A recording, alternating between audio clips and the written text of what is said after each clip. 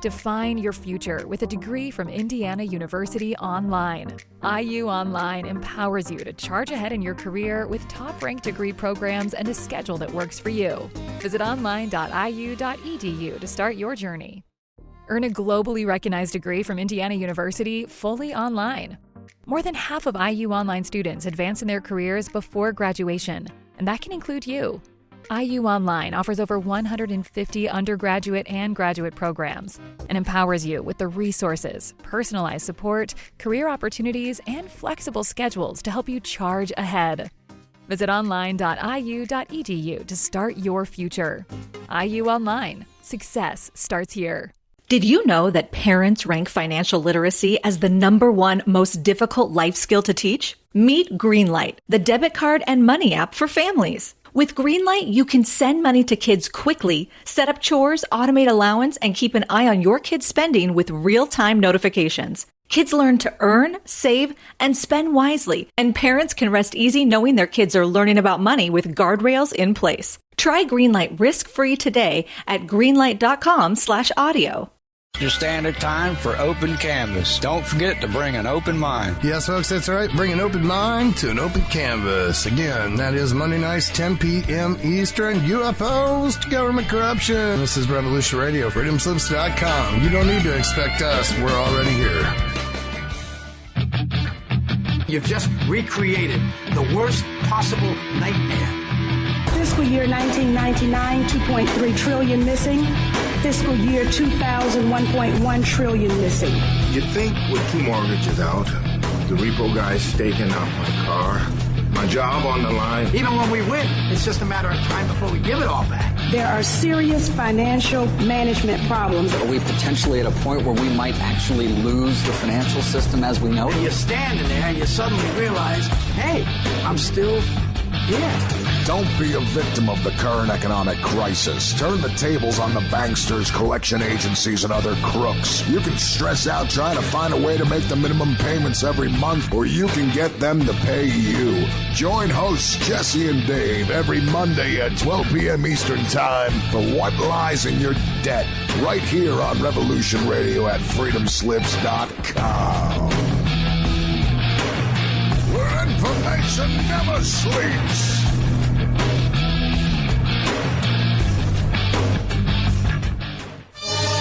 Welcome to Revolution Radio and the Opperman Report with private investigator and cyber forensic innovator Ed Opperman.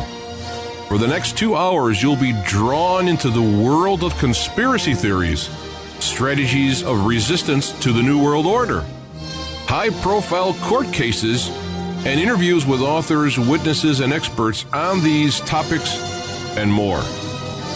And now, from freedom's lips to your ears, here is investigator Ed Opperman. Okay, welcome to the Opperman Report. I'm your host, Ed Opperman, private investigator, digital forensic investigator, and radio host. And I have with us today, we're going to be doing a show about the John Lennon assassination, because, you know, the anniversary is coming up December 8th. And I have with us today Rod Harrel, who is an actor and a documentary film producer and director. And he did this incredible documentary on, it's up on YouTube. You can get it for free. And it's called Conspiracy of Silence. And you can find it on his YouTube channel. He can tell you all about that. And I'm really impressed with the work he's done on this. And I used a lot of the research that he's done when I did my presentation on Mark David Chapman back at the Super Soldier Summit. So we don't have a lot of time with Rod, so I want to get started right away with him. Hey, Rod, are you there? Hello, hello. Hey, welcome to the show, my friend. Can you tell us about yourself and your background? Sure. My background mostly in theater. Originally, when I was living up there in Portland, Oregon, co-founded a couple theaters, wrote some plays, acted, and as time went by, I decided to move down here to Los Angeles and pursue acting, but I also keep up with my writing. That's the short version. Well, okay, you don't have to give us the short version if you don't want to. Unless you got something to hide. Okay. I have nothing to hide, no. Okay, bro. Yeah. But I've always been interested in doing videos and films since I can remember. As far as John Lennon goes, I originally bought the official story for many years. You know, I was a believer in the thing. It was just a crazy fan. But when I took the opportunity to actually begin to research it, there were just certain things that didn't add up for me, and that eventually led to an article, which led to the documentary that I posted on YouTube, almost 3 years ago.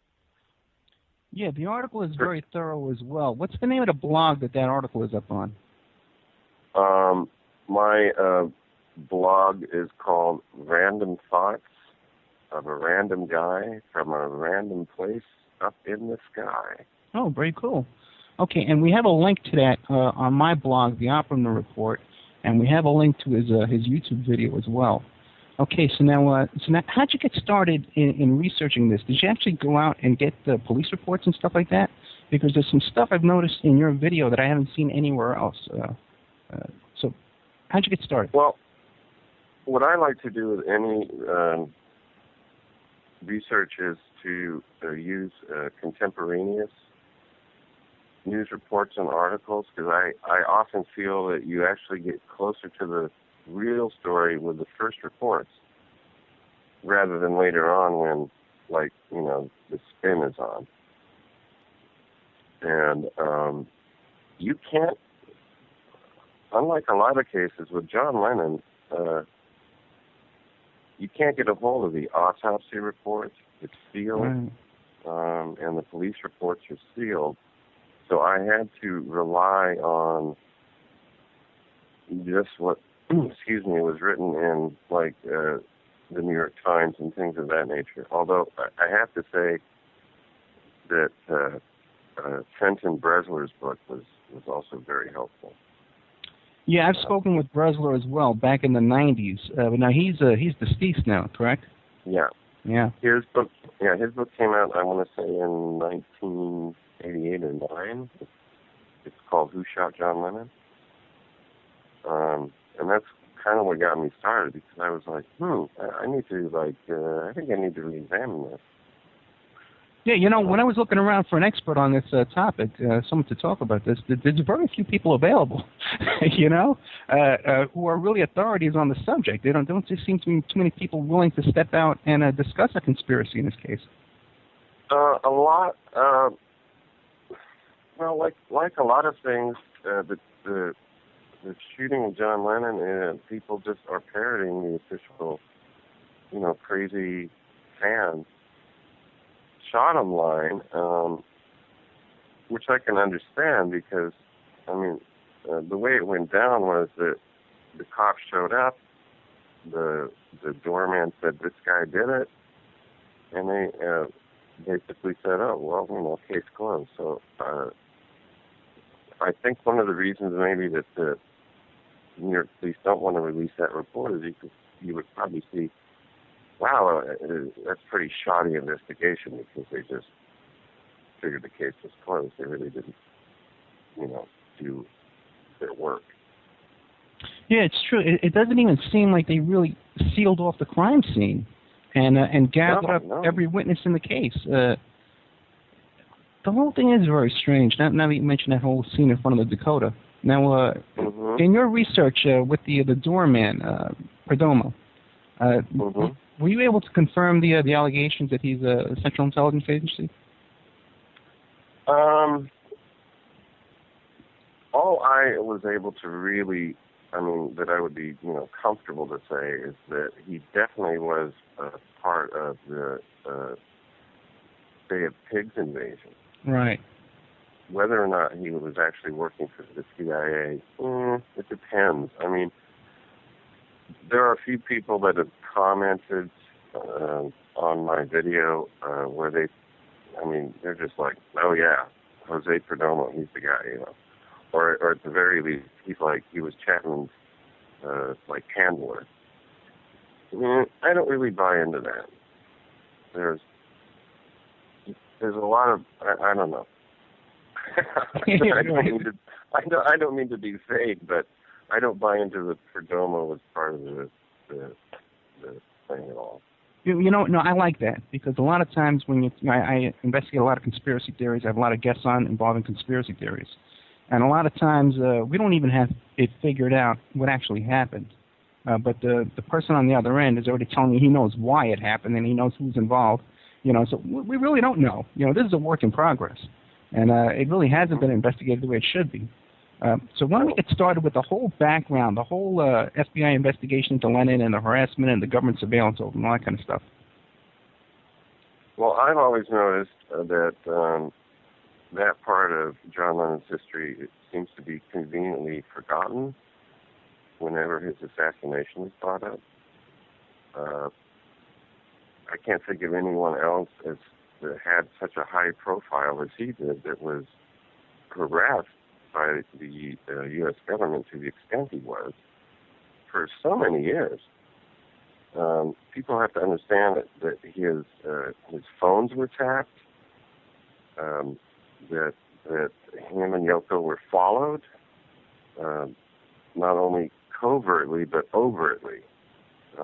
I think maybe some people know that when you're being followed, as it were, sometimes they really want you to know that, to instill fear and paranoia. And this went on for years and years because they wanted to kick him out of the country. I mean, the official story was, because he could smoke some pot in England, he got busted in England, so we got to get rid of this, pot-smoking drug guy out of our country. But no, the real reason was politics. And it was, the Nixon administration back then. And it took years. Eventually, the case was dismissed and he got his green card. What I think is interesting as far as the assassination goes on this point is that if John Lennon had lived in January 1981, he would have been eligible to apply for full citizenship. Oh, really? Yeah. And the other thing, too, is that if he had lived, he would have been with Yoko and Sean, his son Sean, would have been in San Francisco the week after to participate in a street demonstration for dock workers who were striking against a soy sauce company. I don't know if I can say the name. So he would have been back on the street, which would have actually gone against an agreement that was part of the reason that the so-called harassment was stopped. Personally, I don't feel it was ever stopped because Bresler prints out in his book FBI report that was written after John got his green card that said, basically, I'm paraphrasing here, but back off on your surveillance on this subject. But if he does anything that warrants our interest, then, we'll be back on the case. And him doing a street demonstration would have definitely been that. I think personally he was probably under surveillance his entire life in the U.S. Yeah. There are some stories that he was being under surveillance, FBI surveillance, way back from the time of the Ed Sullivan Show.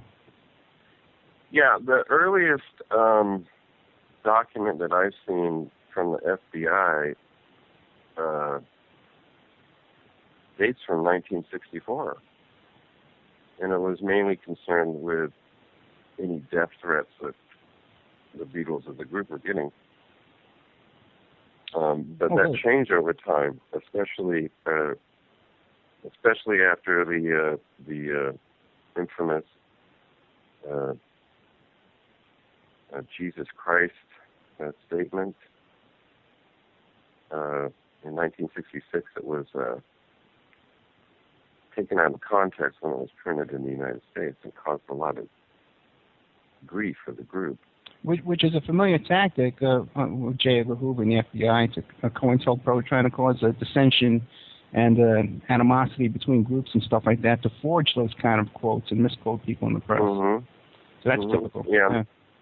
And the other thing too was once that surveillance changed, I mean, going from like, there's death threats against this group to, they're talking about stuff they shouldn't be talking about. Yes, there is an interest in catching any one of them, especially for whatever reason, John Lennon and George Harrison, that Hoover's FBI was like instructed, if you can find anything about narcotics use, that would be great, Okay, so now we can definitely agree, that there was FBI surveillance, there was government harassment because of his political beliefs, right? Mm-hmm. I think we can both agree with that. I think it's obvious. And because there's political involvement with the yippies and the anti-war movement and all that kind of stuff. But there's a couple of questions in my mind. And now one thing is that there's one FBI report on the night of the assassination that the FBI was actually tailing David Peel, thinking that he was John Lennon by mistake, down on the Lower East Side. Are you familiar with that story? No, but that's a good story. Yeah, there's a police report to that effect. In fact, I was trying to get David Peel on the show today. She could only do an hour.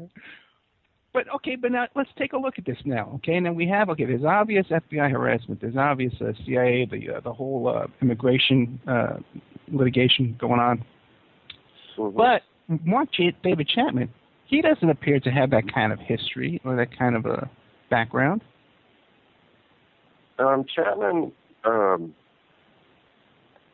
if you look at Chapman, I guess you could say he's like, well, he led a fairly typical American teenage life back then. There were certain stories that came out after the shooting that I think are bogus. For example, that he was a member of when he was a high school senior, I guess, that he was a member of some Jesus group at school. Right. And when the song Imagine came out, it's like Imagine There's No Heaven, there were reports in the newspapers that said the Chapman said, Imagine John Lennon dead. So basically that's a fairly typical propaganda thing to do for the public, it's like to put a story like that out. Oh, see, even years before it happened, he hated John Lennon, so forth. But you have to equate that kind of a statement or report to what his wife said his favorite, musical interest was Todd Rundgren, not John Lennon. And that any Beatles records that the press reported about at the time were hers. There are reports about the fact that he was involved with the YMCA and was like a camp counselor for Vietnamese children who were coming to the U.S. after the Vietnam War ended. Right. Wait, didn't he work at Fort Chaffee? Yeah. Yeah. Excuse me, because I hate to break or burst anyone's bubble out there, but at the time, the YMCA was a known front organization for the CIA, FBI. He also went to. Really? Lebanon. Do you think the Village people were involved with that? I'm sorry. I don't know. But he also, he went to Lebanon during the Civil War broke out. Chapman did. Chapman did. As part of the WAC. Really? There's a lot of things about Chapman that I call are pretty classic so-called soul assassin baggage that you need to have, like weird trips as a youngsters. The fact that he was able to travel so much in the few months leading up to the assassination. that just doesn't make sense for a guy who was supposedly working as a unarmed security guard. Okay, now what about his art collection? That too. How he apparently owned an original Dolly print. Yeah. How is that even possible? Well, The guy was getting money. The story is that it was his wife because she worked at a credit union, so she was able to get loans and so forth. I don't know about you, but I've never been able to get a loan for like $15,000 on a minimum wage job. You know. Yeah. But I have to say right up front that, and I hope it comes across in the documentary, I'm not like trying to say that Chapman was not involved. I'm saying that he was not alone in his involvement. Right. My main thing is like there's too many bullets for one gun. Yeah, which is pretty much exclusive work to you. I haven't heard. I haven't seen any other source come up with that kind of work that you've come up with the ballistics information. Now, where'd you get that from? Bressler? Bressler might have led the way, but for me it was just studying video that was shot that night and what portions of the police report are available publicly. Right. For those that don't know, Chapman had a 5-shot revolver. And I was just honestly, I happened to be reading through some of this material, and the thing that caught my eye and made me go, wait a minute, was that one of the policemen, as he was like going into the Dakota office, said he noticed at least 3 bullet holes in the glass door. And that's what caught my eye, because like at least 3 means 3 or more, as far as I'm concerned. And when you look at the video that was shot that night, first thing I feel there's 4 bullet holes in the glass door. Plus there's a bullet hole in the window, office window. So right there, that's 5 bullets, right? Right. Well, the problem is that although the autopsy report has never been released, there was a preliminary report that was released at the time. It stated that John Lennon was hit 4 times. 2 of the bullets passed through him. One was lodged in his neck, and another one was found in his leather jacket. So right there, that's too many bullets.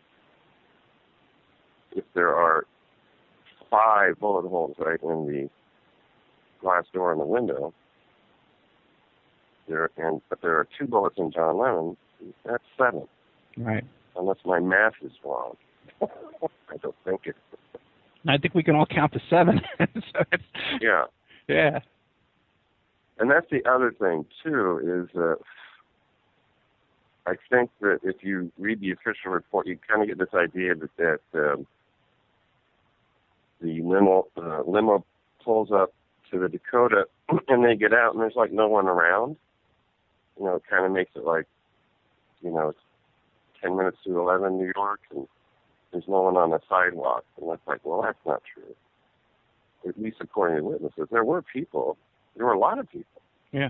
But for whatever reason, they were not interviewed by the police department. I mean, at the end of my article, I have a list of, I think it's like 15 or 16 people who either heard it or saw it. Yeah, you know what? The one thing that's missing from that list, pretty interesting to me, is the name Paul Gorish. You're familiar with him, correct? Oh, the photographer. Yeah, the photographer. He took the last photo of, apparently he was the one who took the last photo of John Lennon when he was signing the album for Mark Chapman. My understanding is that he left. And his story is like, you know, I have to go home. It's like getting late. And the supposed cryptic remark from Chapman was, "Oh, don't leave. You don't know if you'll ever see John Lennon again." Right. Dun dun dun dun dun. Yeah, well, his story's changed over the years. I'd love to Paul? talk to him. Oh, yeah, Paul. Yes, it has. Yeah. Now, it started out with him that he was first described as he wanted to be a police officer, and that he was a store detective. And then he comes off sometimes as a friend of John Lennon and then as a photographer. And it seems that he became a photographer after this incident because he was being hired by people, according to him, people like the Beach Boys, who were hiring him to be a photographer for them. Yeah, I think with a person like him, you have to take his story definitely with a grain of salt, because I think he was just a guy who had a camera and would hang out. I think people don't realize that there were a lot of people who basically would take time out of their day, almost every day, and just hang out in front of the Dakota hoping to see somebody, like either John or Yoko or Sean. And I don't know in today's world if we quite understand, something like that was a daily occurrence, and that's what these people did. I wouldn't say that these people were like crazy or anything, but that's just something they did. That's true. Nowadays, it seems like the only people who do that are professional paparazzi. No longer, we don't have fans that really do that anymore. I guess, I guess we don't see it as much as we used to back in those days. Yeah, there were a lot of, correct me if I'm wrong, but I tend to, I didn't see it, but I tend to remember that someone did a movie about one of the people that hung out outside of the Dakota who had lunch with Chapman. Yeah, Chapman had lunch with two young ladies out in front. Now, that's another thing, too, see, because in my opinion, I think there was more than one Chapman running around New York City that weekend, okay? And that's why the story with Paul Gorish, or is it Peter Gorish? Paul Gorish. No, Paul. Yeah, has changed. Because originally he said that, Chapman was this likable guy, and it wasn't until around 2010 that he came back and started saying that he had a little dispute with Chapman and stuff like that, and had that little dispute with him that night, like you said, Like, his story's changed around 2010. Yeah, I haven't found anything where people that were interviewed at the time said anything that, like, he was a weirdo, or, The only thing I can find is the fact that, like, he wore a heavy coat. I guess that is because he was from Hawaii and the weather was, Okay, but what about the run-in he had with James Taylor in the subway station? The singer? Yeah. I don't know about that. Oh, you got to look that up. Google James Taylor, Mark David Chapman. James Taylor has subway. In the subway around 70th Street. Yeah. James Taylor ran into Mark David Chapman, and Mark David Chapman pushed him up against the wall and confronted him. This agitated, frantic Chapman that's different from the one described by Peter Gorish and those two girls who had lunch with Chapman out, after meeting him out in front of the Dakota. So this is one of the reasons why you think was more than one Chapman? Yeah, I didn't want to get into it with it because we didn't have that much time, but I actually met Mark David Chapman. I met Mark David Chapman at Yippie headquarters that weekend.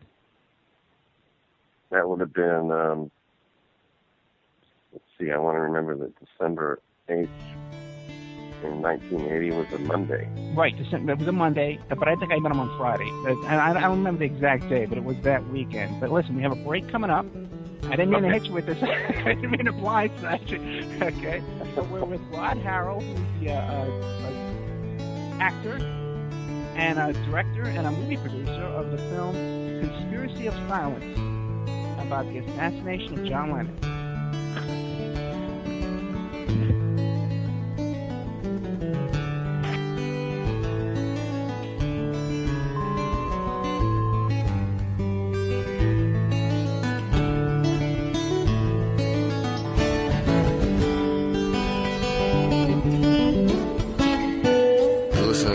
Revolution Radio at freedomslips.com. And we'll be right back after this message.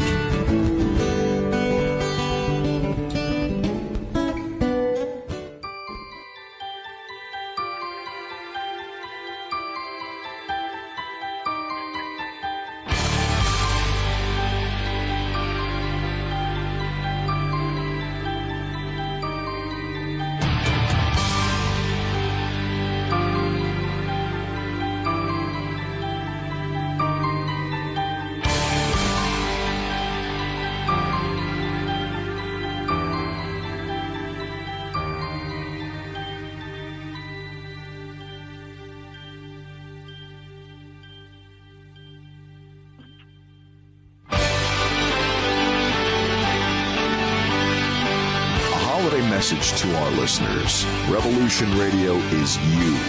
Thanks to your continuous support and participation, Revolution Radio will embark on its 4th year on air, bigger and better than ever.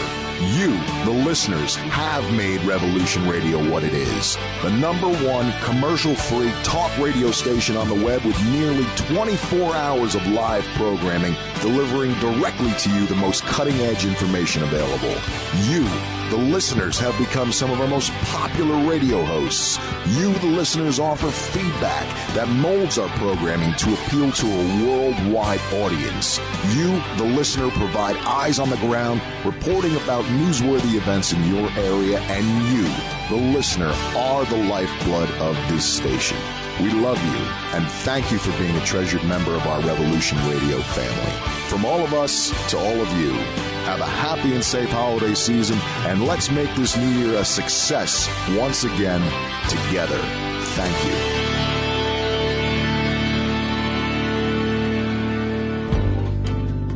Who owns you?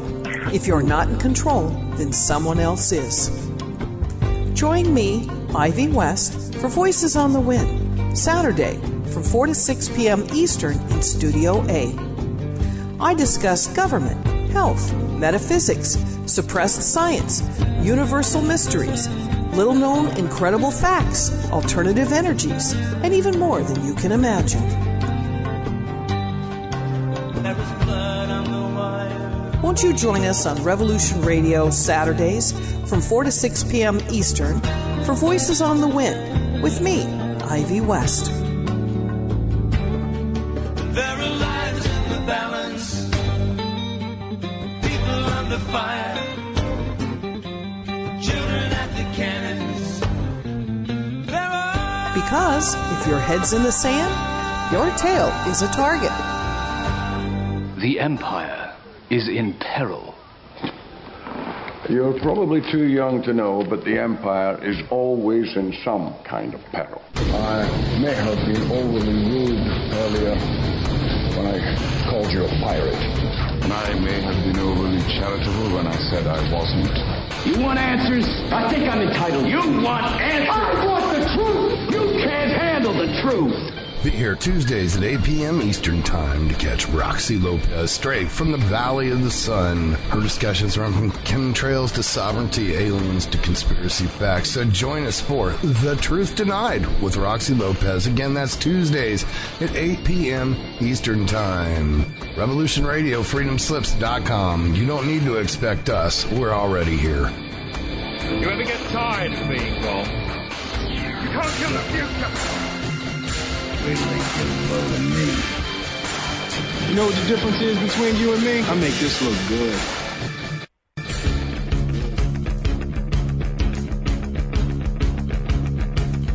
Revolution Radio.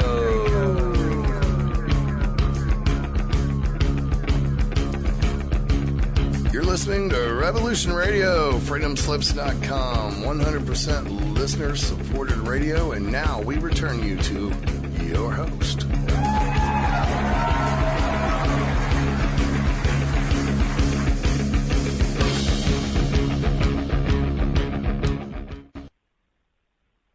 Okay, we're back with the Opperman Report. I'm your host, Ed Opperman. We have with us today actor and film director Ron Harrel, who directed a video you can find on YouTube called John Lennon, Conspiracy of Silence. an excellent investigation into the John Lennon assassination. He's a fascinating guy.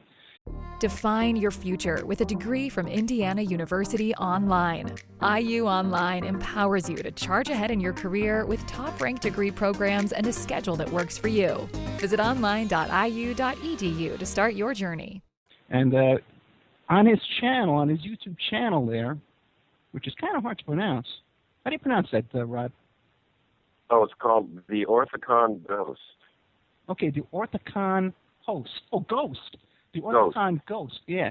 And there's also something on there you're proud of, too, is your work on the Malcolm X assassination. Yeah, what I did was basically found a series of photographs that were taken when Malcolm X was wheeled out of the ballroom on a stretcher, and matched those images with an excerpt of the speech that he gave called Worldwide Revolution. I thought it was interesting. The reason I did it was the fact that they carted his body for almost 2 blocks before putting it into an ambulance. Really? I thought, well, that's kind of odd.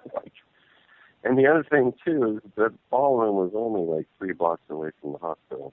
So I don't know. I just thought it was strange that they paraded him. Yeah. But okay, I got to take a look at that. I didn't get a chance to check that out, but I am definitely looking forward to it. So I didn't mean to hit you with that bombshell about my meeting Chapman. Okay. Oh, that's okay. That's one of the reasons I really, I do like to talk about this with people because, I don't know everything. It's nice to, like, come across stuff like, other people's... I totally agree with you. And I've been discussing this with a lot of people, and I really appreciate your work. There's just so much to this whole Chapman thing. Did you ever come up with any kind of connections to this whole situation with Mark David Chapman and the Lennon assassination with the Process Church of the Final Judgment, the satanic cult in New York City? A little bit. Wait, what do you got?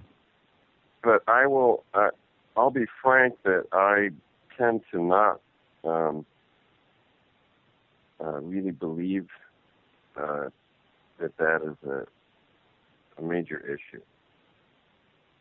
Okay, how come? I mean, that's just my belief. It's it's just based on intuition as opposed to anything I might have read about it. I mean, it seems to be a thing that comes up almost with every single right. big event that comes up. I think recently, like with the Sandy Hook shooting, or even as recently as the death of Paul Walker last week. That stuff will pop up. Yeah, I understand what you're saying. There does seem to be too much of a willingness to just run to the conspiracy theory on every case that comes up nowadays, and jump to conclusions. Yeah. I mean, it's not that I'm like going to dismiss it outright. I just like to stick to the things that I can research and say with a relative comfort, like for example, in this case, there's just too many bullets to come from a 5-shot revolver. And of course, the usual question is, well, didn't he reload? No, he didn't. He emptied the gun and then dropped it on the ground. Yeah, there's never been any kind of accusation that he reloaded. But now, speaking of the bullets and that gun, now he got that gun from a cop in Atlanta? He bought the gun in Hawaii. Right. He made a trip, I want to say around before Thanksgiving, to New York. He didn't, he cased the Dakota and things of that nature, but he didn't obviously shoot John Lennon at the time because he discovered that he couldn't buy bullets in New York City because of their gun laws. So the bullets that he got for the gun was, depending on what you read, but I'll say it was his uncle that lived down in Georgia, who was a undersheriff, a deputy. And he wound up giving Chapman the bullets that were used in the shooting. Did you ever hear something? Yeah. I'm sorry, but did you ever hear something about of Chapman giving bullets as a gift to Kenneth Anger? Yeah, but I don't. I'm sorry, Kenneth, but I don't really. You don't believe it at all? I'm not a big Kenneth. No, I'm not a big. Not a big believer in stuff that he says. Okay. As far as I'm concerned, to me the bullet story is a little iffy because they're supposed to be hollow point bullets, and the preliminary autopsy report that was released to the press, the descriptions of the wounds do not match a hollow point bullet. Right.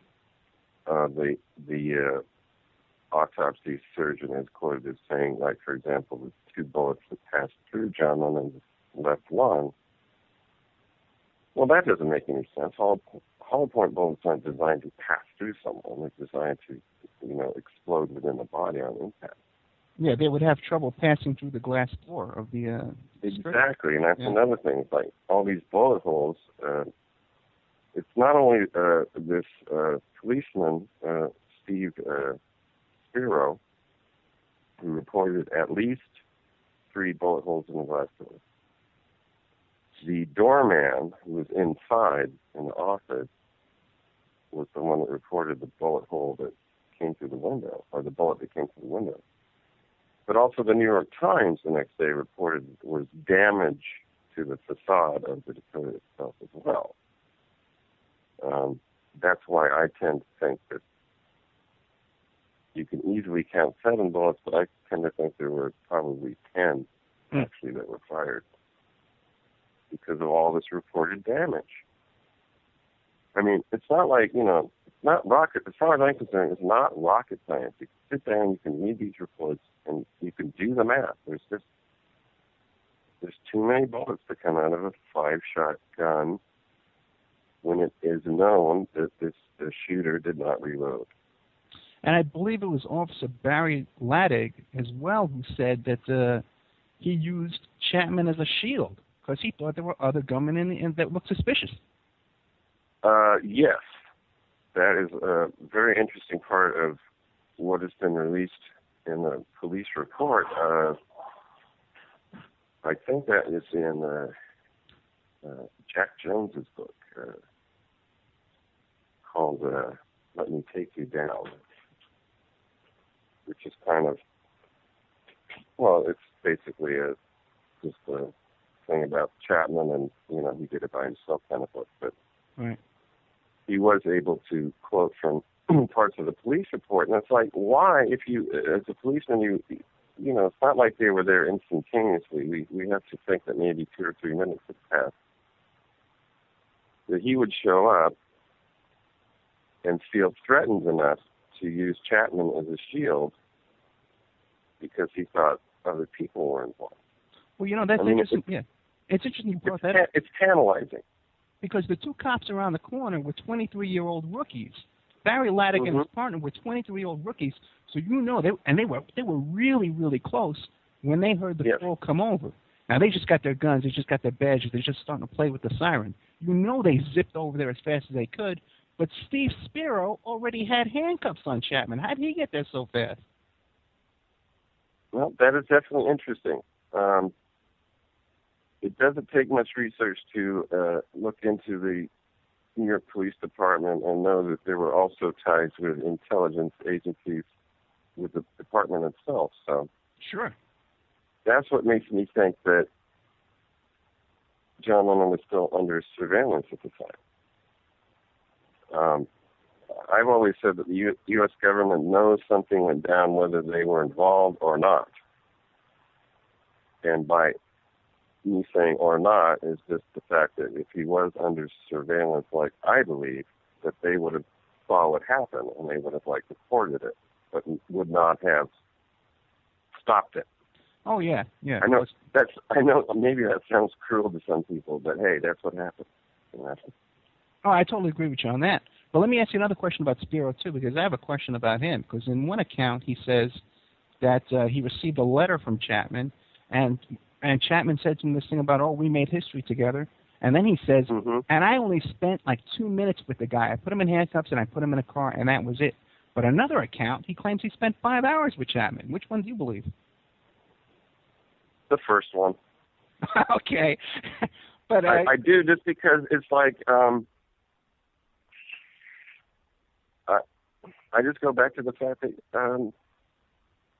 the first story seemed to be the most accurate. Right. And people, I mean, you know, it's for some, it's human nature to like make themselves out in a big event, you know, to be more involved than they actually were. Yeah, I gotcha. I mean, the thing about the shooting really, and the New York Police Department is just the fact that they just really didn't investigate the crime at all. I mean, they just did the bare minimum because they had the guy. They had the weapon, and the guy confessed. You know, so no one's out there with like counting bullet holes in it. Right. Yeah, they didn't do much of an investigation at all. And it was odd too the way they put a paper bag over his head when they brought him into the prison. Yeah, and that definitely would lead to the idea of more than one person, you know, behaving as Chapman. I mean, our history is littered with doubles, Oswald being probably the most famous case. Yeah. But even doubles with Robert Kennedy and Sirhan Sirhan and James Earl Ray with Martin Luther King, you know, doubles. What do you have as far as the Chapman connections to the Church of Scientology? I would think probably. I have to say that I have had a personal involvement with the Church of Scientology. Gotcha.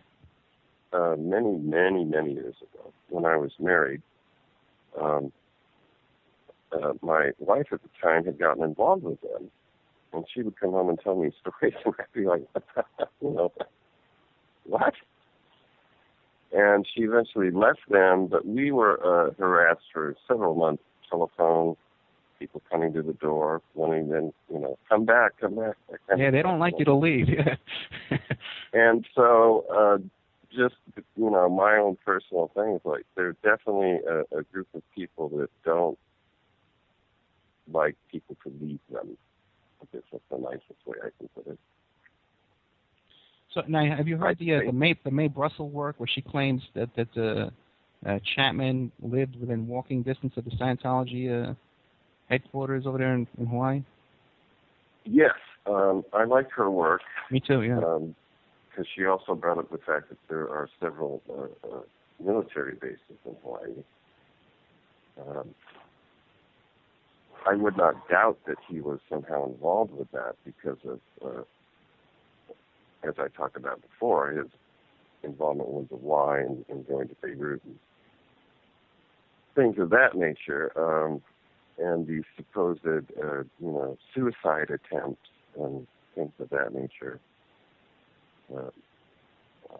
And don't get me wrong, I think Chapman is kind of a shady character. But my main point is that I definitely don't think he acted by himself. Well, correct, yeah, and especially when you count the bullets, like you said, in that little small space. Hey, what do you think about this whole thing about Elliot Mintz, John Lennon's manager, friend, quote unquote? What's up there with good old Elliot? Elliot is described as a close friend of John and Yoko's. He worked for a Los Angeles, I want to say television station. And apparently he got to know John Lennon when John Lennon was living in Los Angeles when he was separated from Yoko. Right, May Pang, yeah. And he he said things over the years that kind of make me scratch my head a little bit, where it's almost like he has something to say, but he won't actually come out and say it. He describes the story of meeting John and Yoko in some hotel, and they motioned him to come into the bathroom, and they like turned the water on, and he describes how hot it was getting because of the steam and all this. And he was like, what's going on? Why are you guys doing this? And they were like, well, we think the room is bugged. It's like, why is Elliot even telling a story like that? But he doesn't ever take, what I'm trying to say is he never takes the next step. Right? He won't like say something like, oh, well, let's add 2 and 2 together here. He never does seem to do that. And then he, after the assassination, he seemed to like become, a family spokesperson.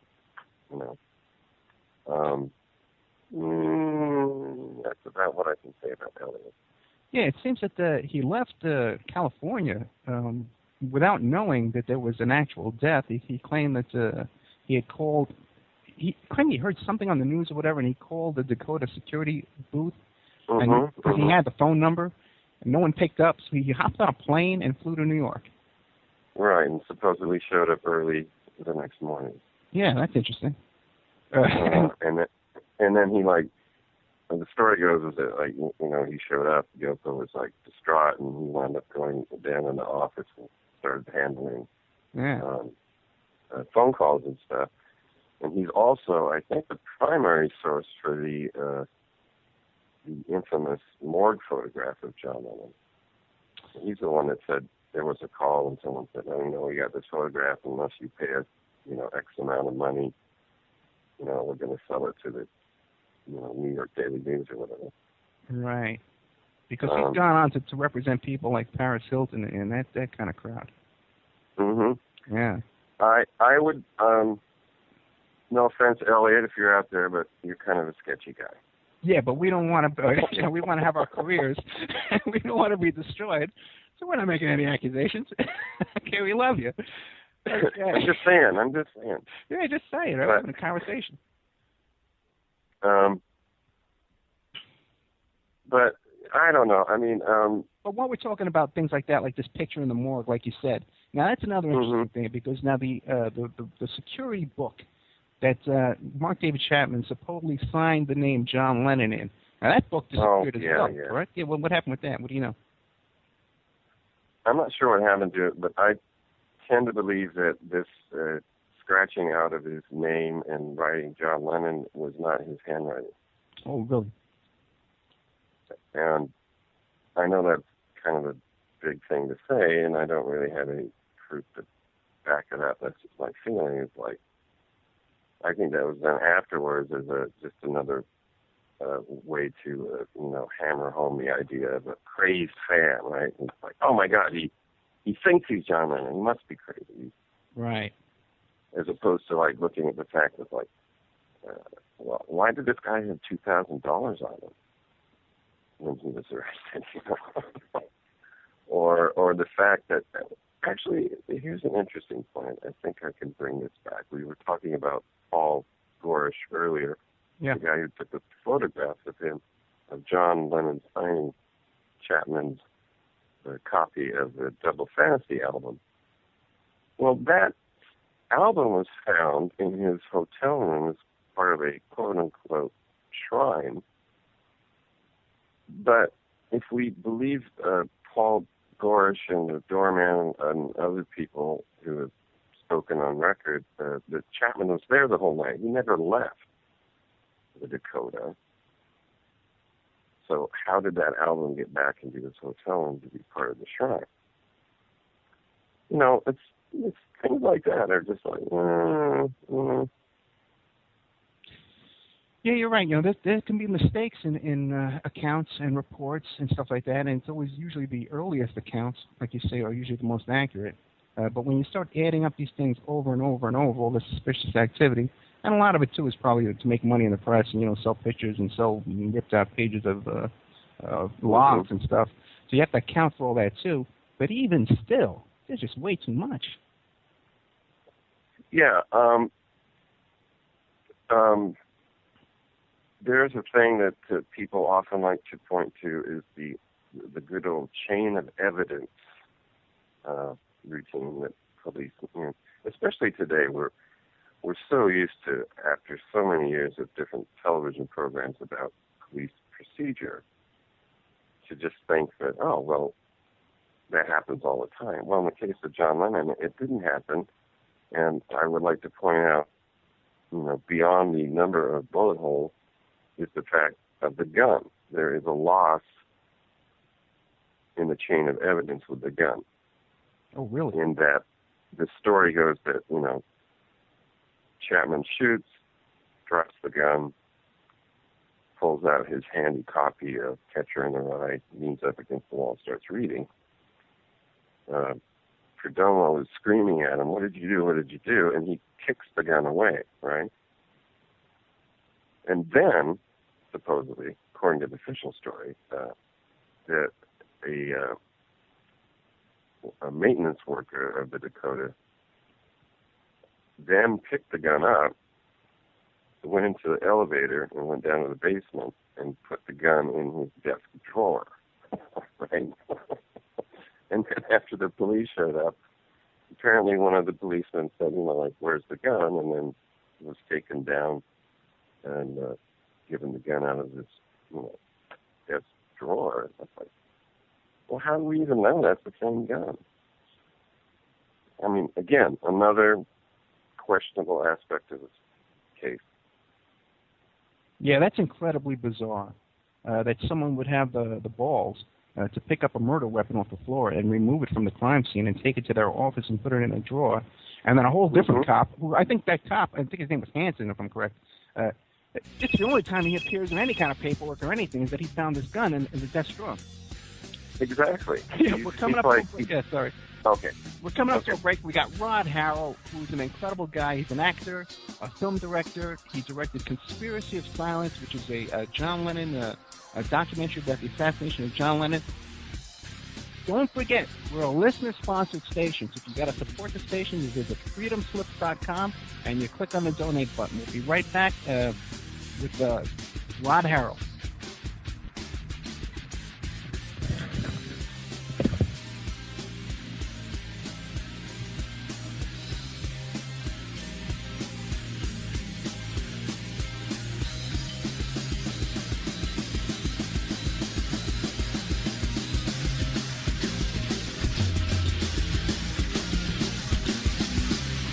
Listening to Revolution Radio.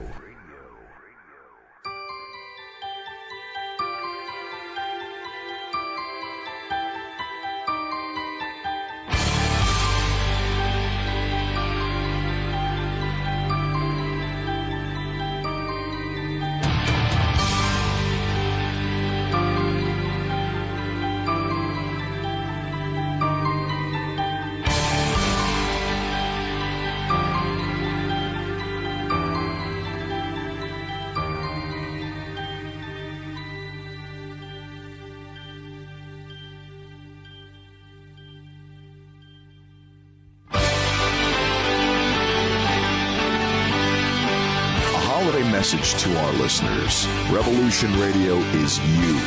Thanks to your continuous support and participation, Revolution Radio will embark on its 4th year on air, bigger and better than ever.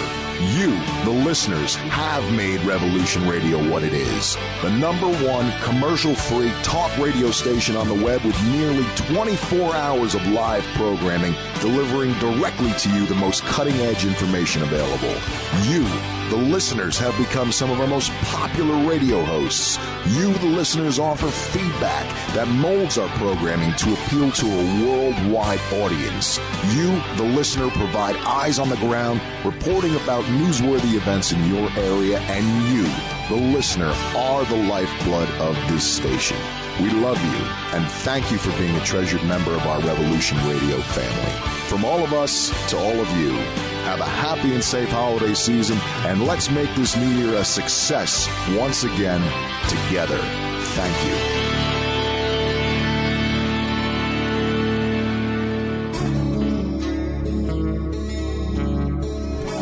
Folks, join me, Terry Ackerman, also known as Lady Horse, every Sunday, 10 to 11 a.m. Eastern Standard Time for A Touch of Country on Studio A. We have a variety of topics we discuss. We focus on country living, holistic healing, and self-reliance. I look forward to having you join us by listening in, calling in, or interacting into our chat room here at freedomslips.com. I can't wait to meet you.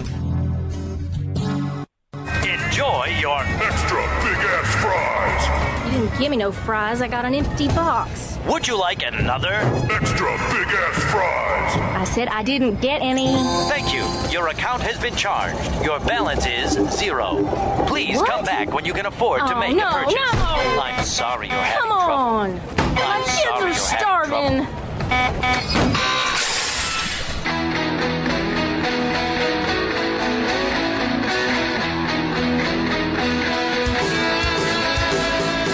Thank you for tuning in to Revolution Radio. Here at Revolution Radio, we believe in freedom of ideas, freedom of speech, but above all, we believe in freedom of existence through self-reliance. This station is 100% listener-supported, and as a fundraising promotion, I have a kick-ass free gift for a $100 donation. 35,000 seeds. 25 years in the freezer. Long-term storable, 54 different varieties. So if food prices go crazy, the shit hits the fan, or if you just want to save tons of money every year by creating your own food like I do, grab our seed pack special. Just look for the banner on the homepage at freedomslips.com. Don't be a statistic. Don't be part of the problem. Be part of the solution. We need, as humans, to start taking care of ourselves and not depending on the megacorps to provide unhealthy, nasty food. Included in this package is also a DVD with 900 survival and off-grid living documents and the offline home canning how to do everything website all on the DVD. So when you're growing all that food, you know how to can it, store it, preserve it, etc. with all these documents. So thank you for tuning in to Revolution Radio at freedomslips.com. I hope that you will pick up this package and start learning to be free. Revolution Radio, freedomslips.com, where information never sleeps and freedom is one seed that needs to be planted.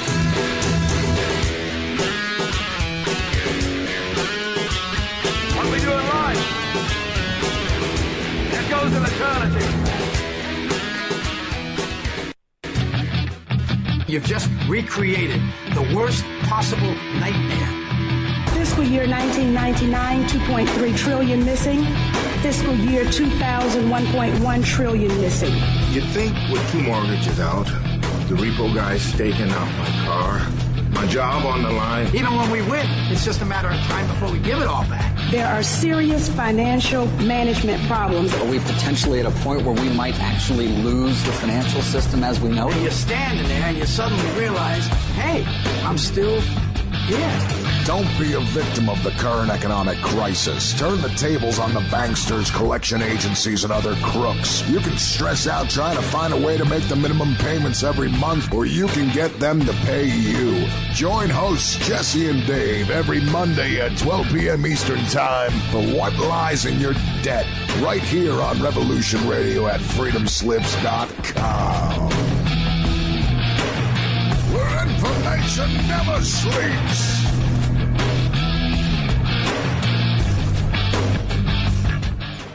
What do you think it is? I don't know.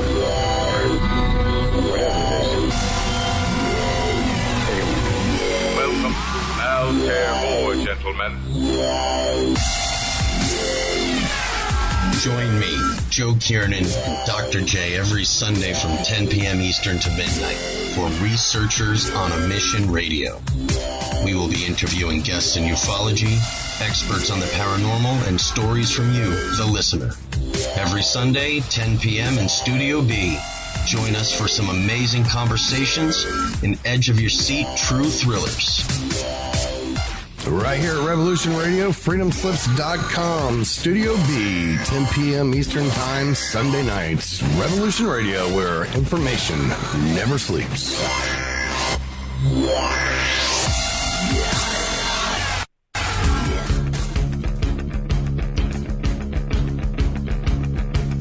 Revolution Radio.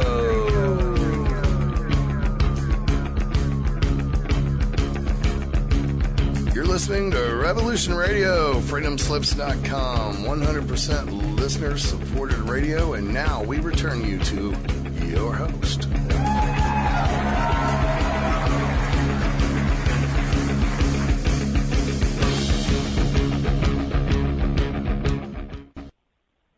Okay, welcome back to the Opperman Report. I'm your host, Ed Opperman, private investigator and digital forensic investigator.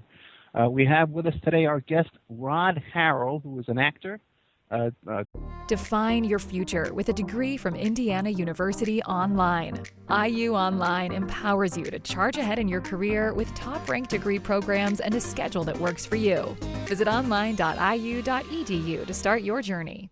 Documentary filmmaker, an incredible guest. Rod, real quick, what is the name again? Because I know we don't have that much time, which I'm going to try and trick you into staying on longer.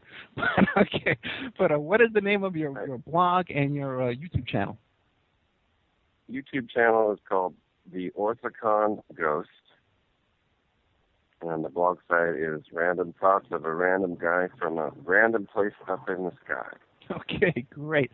I gotta remember to put a picture of you too up on my blog, the Opperman Report, because I just didn't get around to it. But you're a handsome guy and you want acting work, right? So we gotta get you on there. There you go. Yeah, there you go.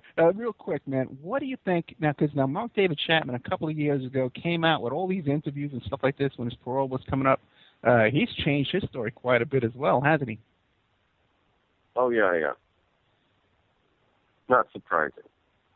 Well, I kind of stick again to the earlier things that he said. Mainly that comes out of Jack Jones's book, because apparently Jack Jones had many opportunities to speak with him in jail, where he said that he shot the gun, and when the smoke cleared, John Lennon wasn't there, and that surprised him because he thought he would be dead in front of him. Which again, as I said earlier, points up to the fact that those couldn't have been hollow point bullets. Is Jack Jones still alive? I cannot say. His book came out, I want to say, in the early 90s. Right. And also, because time is short, I would be remiss if I didn't do a shout-out to the person who narrated the documentary. Oh, yeah, very good job, yeah. Dave Paul, and also one of my assistant producers on the project, Joey Labard. So there you go. Shout-out to you guys. Yeah, they should be both very proud of the work they did in this, because it's a very impressive documentary. It's not like, it's free on YouTube.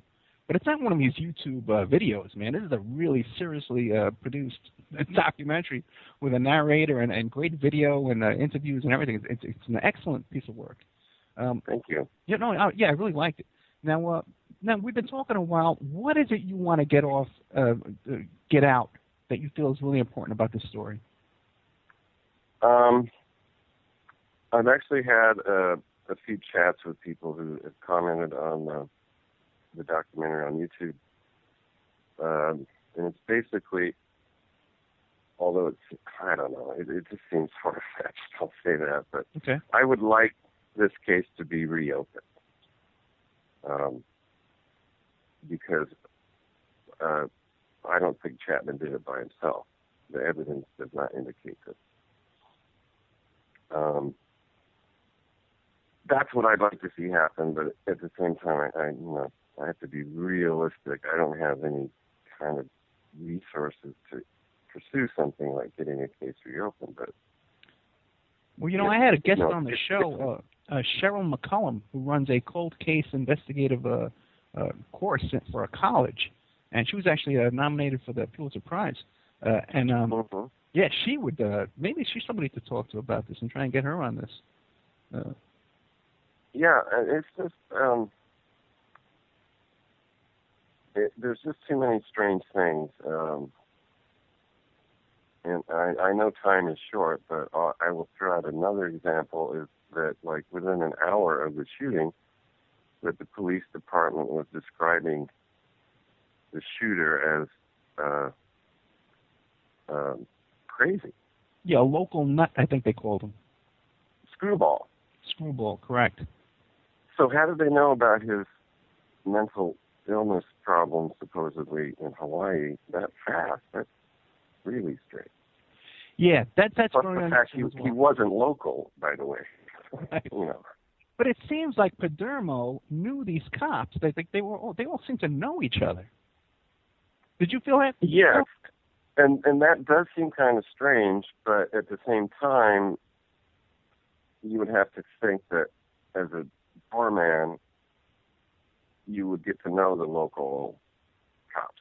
Right, you're handling security, so he would know Spiro. But how would he know these two rookie cops around the corner? I don't know. Because they all seem to know each other. There are certainly people that really think that Perdomo, like I said before, has a lot of involvement in this case. Yeah. And is he still I just don't really, haven't been convinced by that. Yeah, and we don't want to make accusations, just because we're researching and we're investigating, we're interested. But now, is he still alive, Padermo? What? Is Padermo still alive? No. Okay. He was, I want to say he was already like in his 60s at the time of the shooting. Yeah. His reactions just seem really genuine to me, so that's why I kind of discount that kind of stuff. I mean, he seemed to be genuinely distraught by what happened and by what he witnessed. Well, yeah, but then again, if you're prepared, if you know what's going to happen, you know how to react. Yeah. Now, what do you think about Chapman's wife? Because now they were only married a very short time, yet she stayed with him all this time and visits him in prison and stuff. What's going on with that? I know. Gloria. It's Gloria. Again, another odd aspect of this case is that the police department called her up and allowed Chapman to speak to her. Oh, really? And that's really odd, This was a few hours after the shooting. And basically, apparently, their conversation was, he was concerned that she would not let strangers talk to her, like the press. Right. And things of, things of that nature. Really, really strange. And as far as I know, she's never been interviewed. I have her phone number. What the? You call her up right now. Yeah, I should. I got 45 minutes to kill. Yeah, right. I contacted a lot of people in this case, but not her yet. Go ahead. Oh, I'm just saying time is short, so yeah.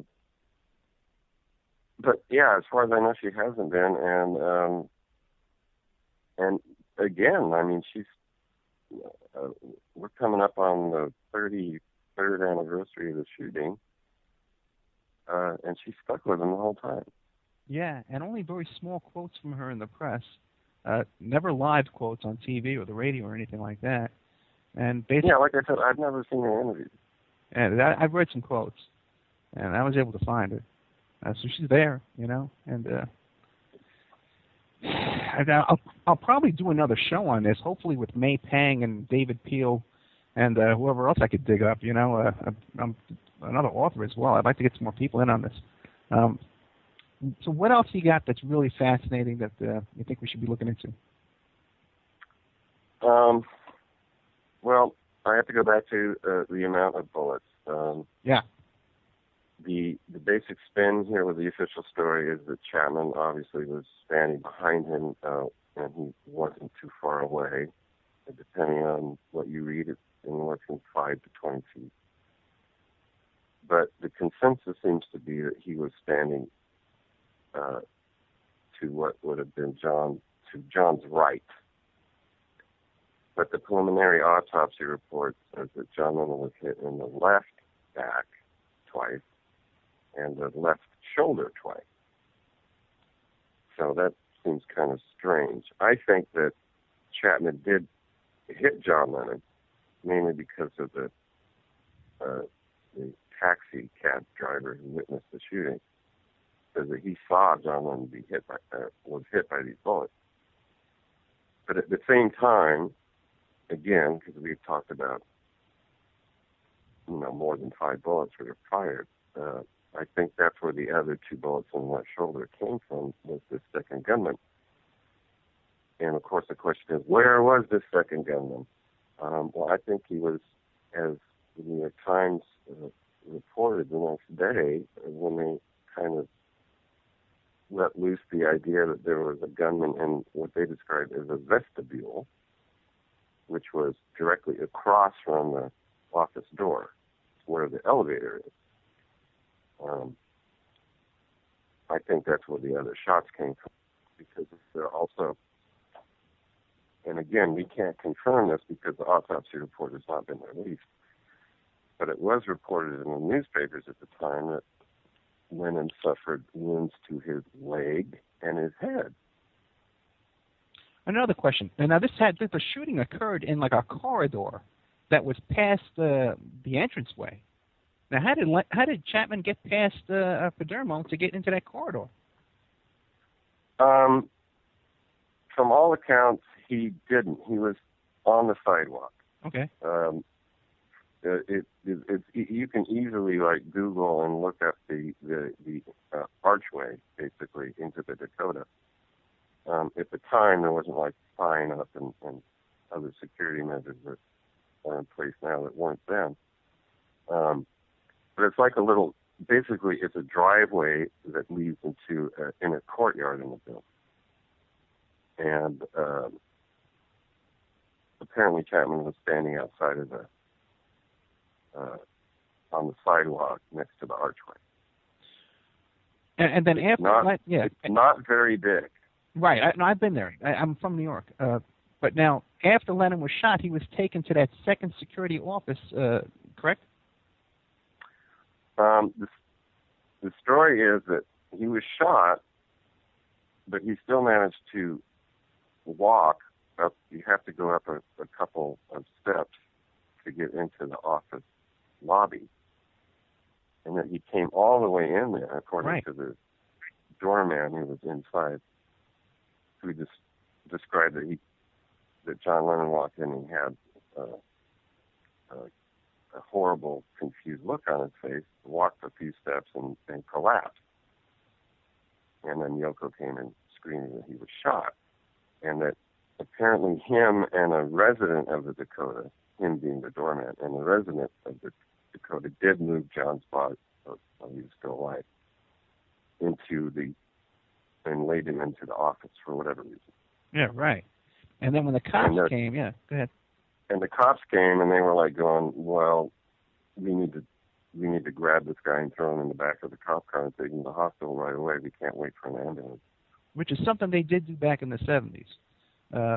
But still, Yoko did not believe that he could have died from those wounds. And she didn't see him from the time he hit the back of that cop car till the time when they pronounced him dead at the hospital. And she didn't believe he was dead.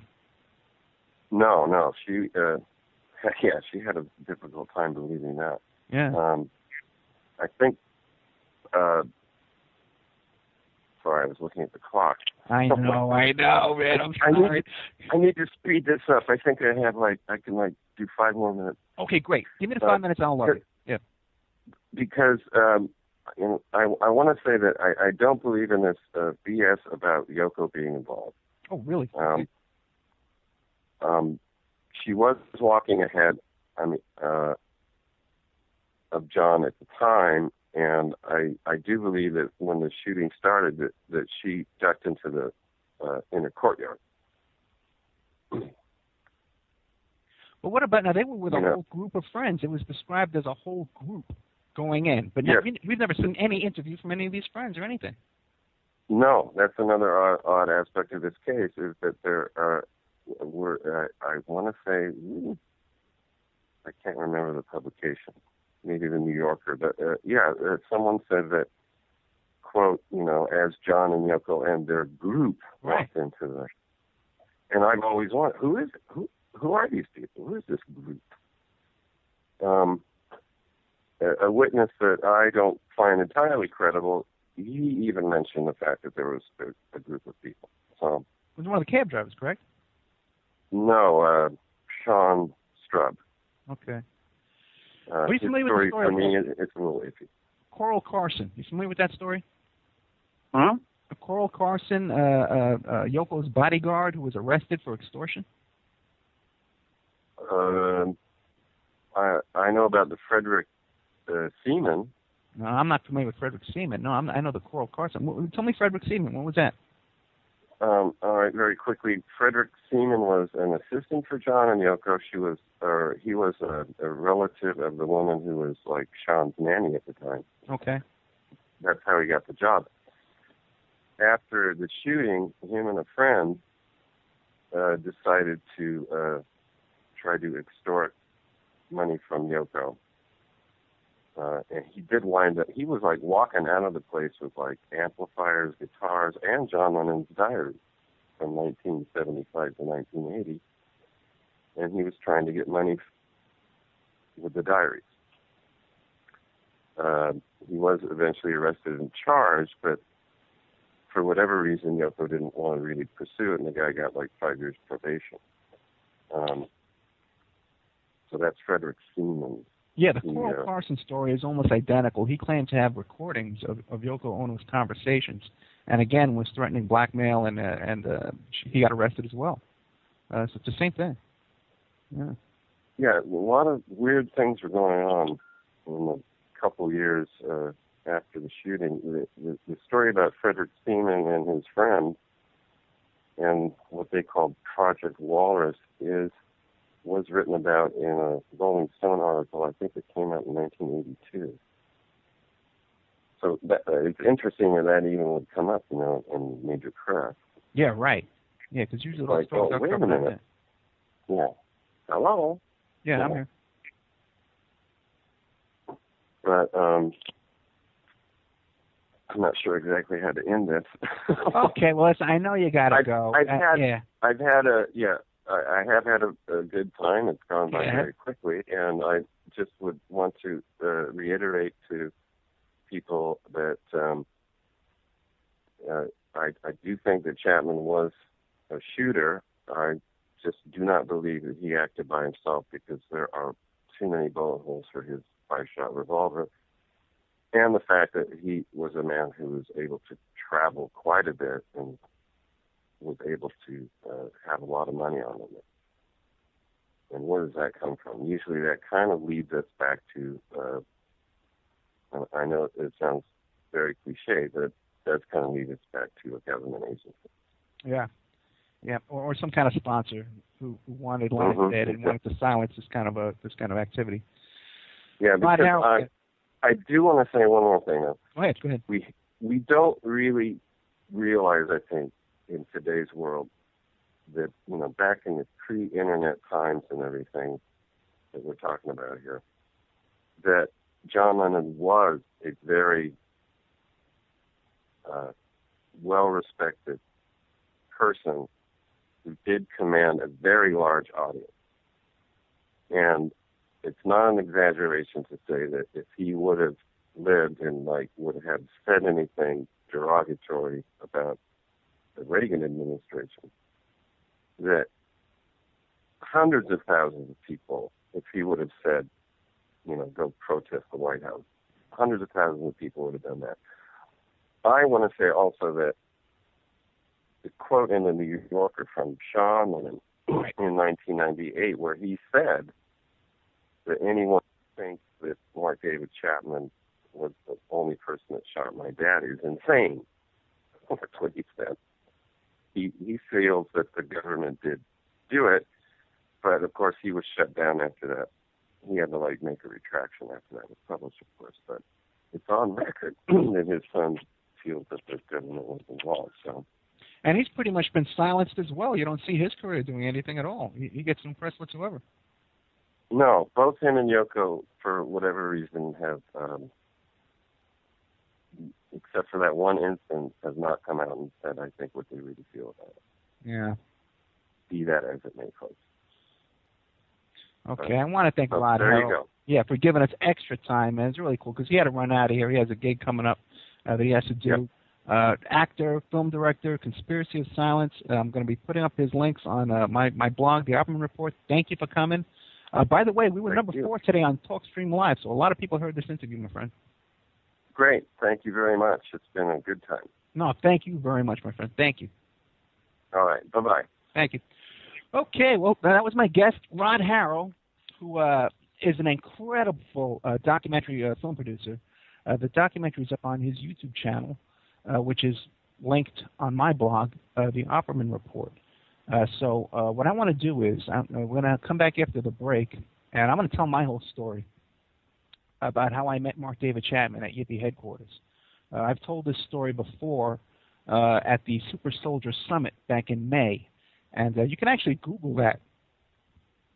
I guess if you Google my name, Ed Opperman, and Lorian Fenton, who is the producer of the Super Soldier Summit, she has a video of my presentation that it's for sale. You have to buy it, you have to subscribe to it. I don't make anything from it, but it's available if you want to see it, where I do a bit of a better job that I'm probably going to do today when I tell this story. Because what happened is I met Mark David Chapman. I met him that weekend, the weekend he shot John Lennon. I met one of the Chapmans. So anyway, I'll get into that whole story when I get back. A couple of things, a little homework, house cleaning we want to do here. I want to thank my producer, Ann, who is also known as Eulalie, for all her work that she does in getting the show on the air every week and producing the show. And we got some big stuff going on. We just brought in a new guy, Christoph Moses, who's a listener out there, and he's joined our team, and he's helping us out by uploading these archives to our new YouTube channel. We just created a new YouTube channel called Opperman Report on YouTube, and so we're going to be able to get these radio shows up on the YouTube channel almost instantaneously after the show is complete. So no more of this emailing me and Facebooking me saying, hey, where's the show, where's the last show, when's the next show, blah, blah, blah. It's all going to be there available for you right away. So that's going to, these two, man, I just thank them so much for helping out and joining up together to get this show out for you, for the public here, that we love doing this show. We love getting this kind of information. You got a guy like Rod Harrel, you're not going to hear him anywhere else. There's no interviews with this man anywhere, but he has a ton of information. So that's one new development, is the Opperman Report YouTube channel. Another new development is that we're moving our place and our time here on Revolution Radio, which is, by the way, a listener-sponsored station. And if you want to support the station, please visit freedomslips.com and click on the donate button, and we can always use donations. You can also purchase archives of the show there on freedomslips.com. If there's an old show that you missed, it's not up on our YouTube channel. By the way, again, back to the YouTube channel, is that we also have recorded some after shows. We've done some shows in the past, a couple with William Ramsey, who's an expert on Aleister Crowley and the West Memphis Three. And after the show was over, the live show, we had a little chat, and we sat around and had a little roundtable discussion off the air, sometimes even taking calls.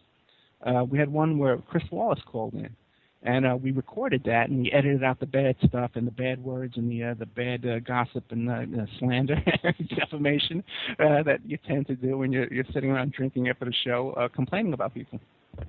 So we edited that out, and it's going to be called the After Show, and those tapes are going to be available on the Opperman Report YouTube channel as well. Now, the show is moving. Okay, this is big news. Come January 1st, the Opperman Report is going to be moving to Saturday evenings, 7 p.m. Pacific. And I'll tell you more about that when we come back after the break. Freedomslips.com, listener-sponsored radio. Please visit and click on the donate button. Be right back.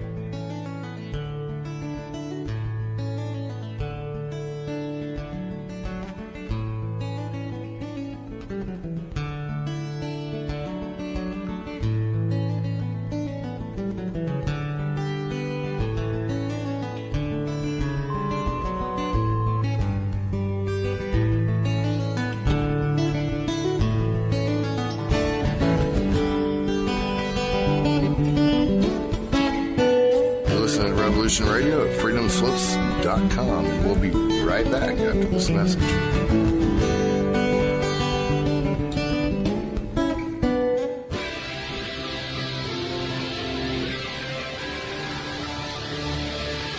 He wants a challenge. Let's give him one. The voice that whispers in your ears are the screams that you fear. The mind you cannot defy is the heart that rules mankind. The people who made you are the gods that will save you. I am Steve Travesty. I am the voice. The ghost in the machine. Ghost in the Machine, Wednesday, 8 p.m. Eastern, Studio B.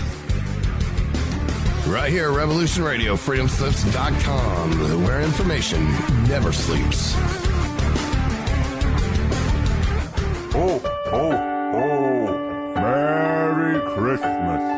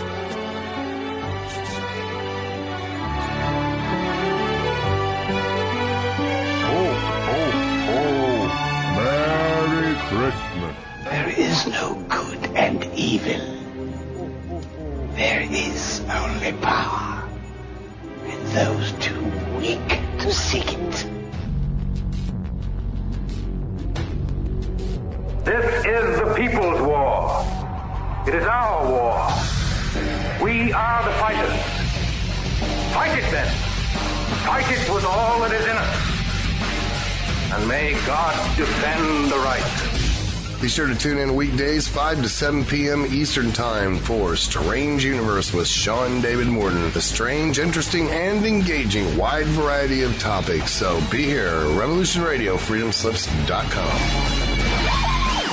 I would like, if I may, to take you on a strange journey.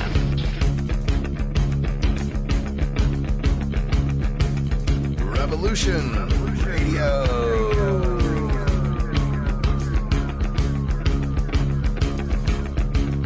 You're listening to Revolution Radio, freedomslips.com, 100% listener-supported radio, and now we return you to your host.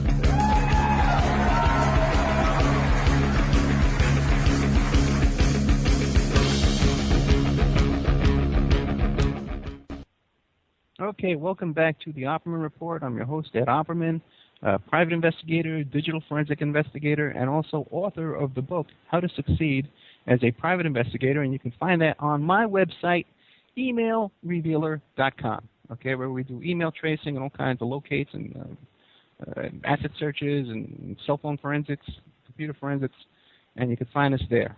Now, before we the break, I was talking about, by the way, we're a listener-sponsored station. You visit freedomslips.com and you click on the donate button to help support the station, keep us going here, keep us alive. I was talking about how we're moving the show. We're not going to be on Thursday mornings at 11 o'clock after January, or maybe even before. It's all up in the air. No one really knows what's going on.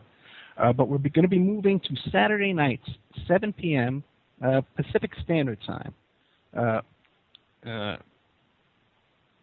probably January 1st, maybe before then. Now, that's the spot that was held for many, many months and years by Douglas Dwayne Dietrich, Firing Lines, on Saturday evening. And Doug has been very gracious about this, and he's promoting my show on Saturday nights. I love Firing Lines.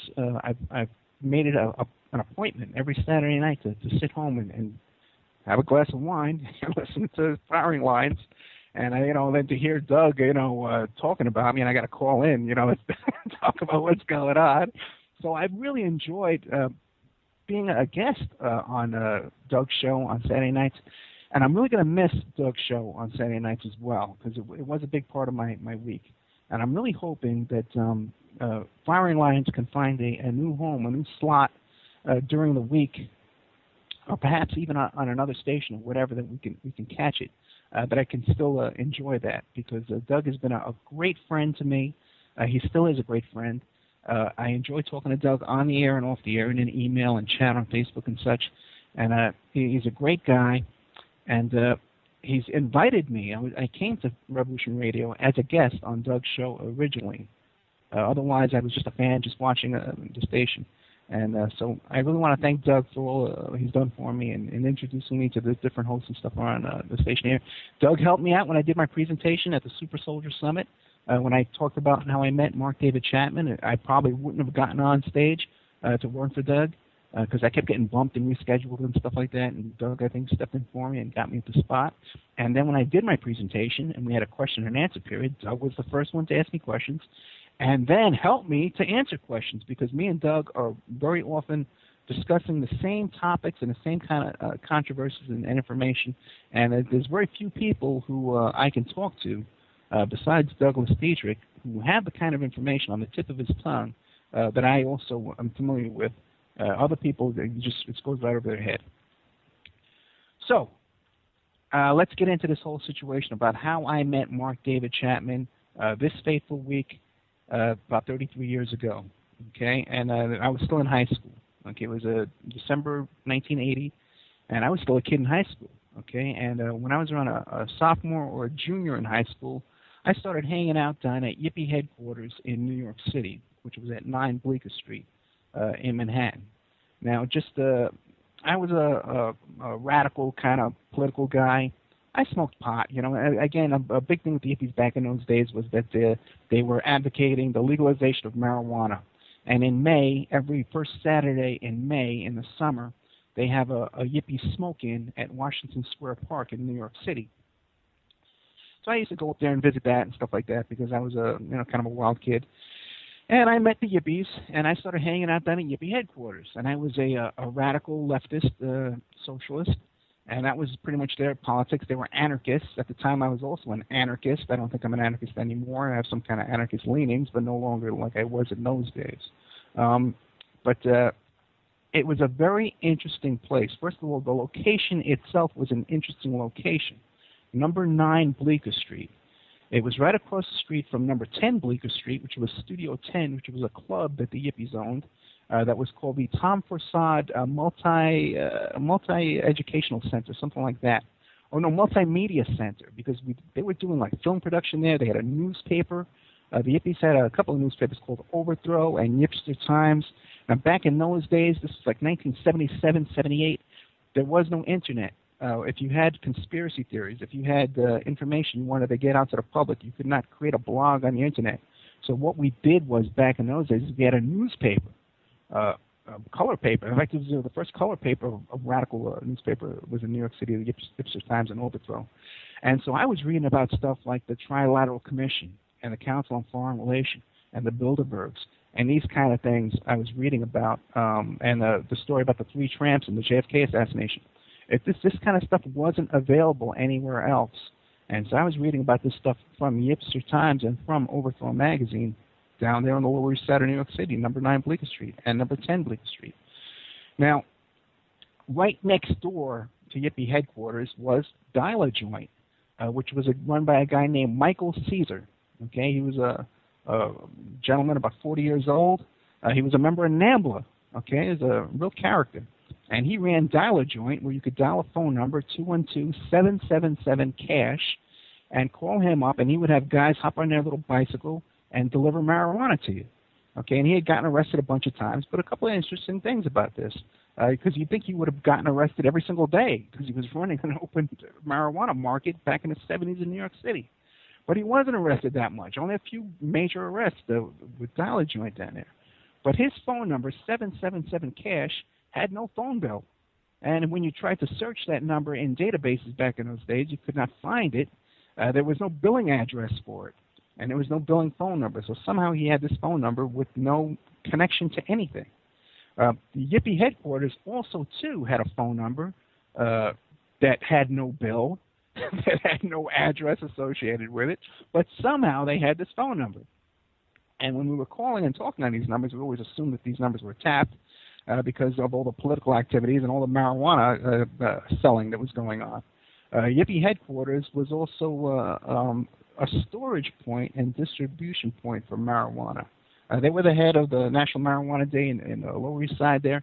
But also, too, the Yippies back in those days had great prices on this Colombian commercial marijuana that cost about $350 a pound back in those days. It was really, compared to the stuff the kids smoke today, the sticky Sensimilia that they have nowadays, the Kush and the skunk and all that stuff the kids smoke now, this indoor-grown stuff, it was, forget it, there's no comparison. This stuff was garbage back in those days. It was all powdery and it was dirt in it. It was disgusting compared to what they have now.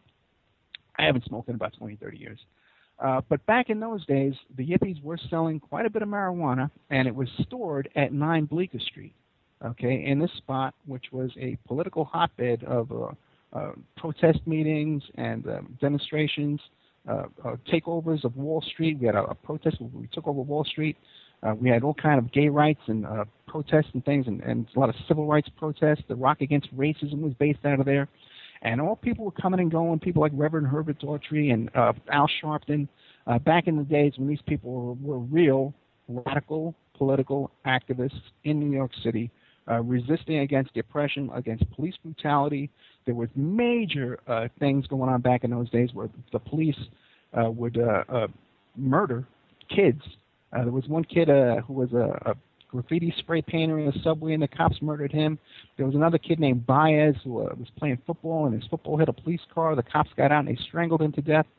Those cops were never convicted. It was Judge Shineland, who was Judge Judy Shineland's husband, let these cops get off from murdering this unarmed kid. They strangled him to death just because he threw a football at their police car, okay? And there was other incidents like Eleanor Bumpers, an elderly woman who was killed by a SWAT team in her apartment.